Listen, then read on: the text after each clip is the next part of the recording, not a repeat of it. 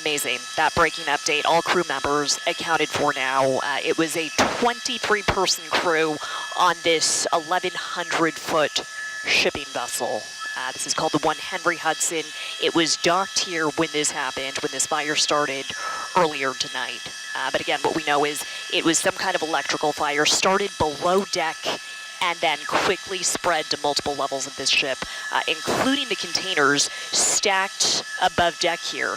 We don't know what's in the containers, what kind of cargo this ship was transporting, but we do know it was previously docked in Tokyo, and whatever is up here is still burning at this hour. So Julia, again, let us tell this for our viewers and repeat this, that of the crew members, we believe that there were 6 of them that were unaccounted for. We now know that all of them have been accounted for. All of those crew members, as far as you are hearing, are fine? Yes, and that breaking update coming in just minutes ago, but yes, all 23 people who were on board the One Henry Hudson when this fire started, it sounds like they have all been accounted for.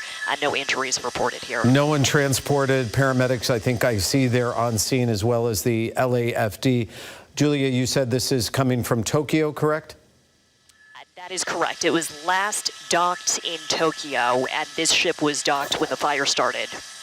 You know, you look at this, Julia, and you consider that the dangers that are involved here. We're talking about one of the largest ports in the world, certainly the busiest here in the Western Hemisphere. And when you can look at this container ship, until you actually are there and you are there in person, the size of them is immense.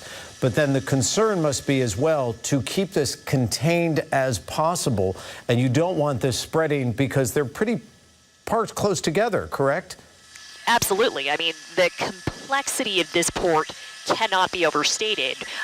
This is one of the largest ports in the area, and the Port of Long Beach has in fact been awarded as one of the best North American shipping ports several years in a row. So for something like this, an accident like this to happen is pretty much unheard of here. I cannot remember the last time we covered something quite like this, but earlier this year, there was an incident where shipping containers toppled off of a different vessel.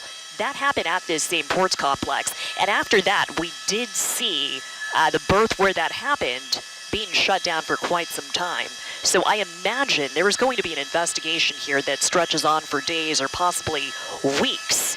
And if they shut down this berth, this terminal, as that is ongoing, just think about what that's going to do to holiday shipping, to the entire supply chain.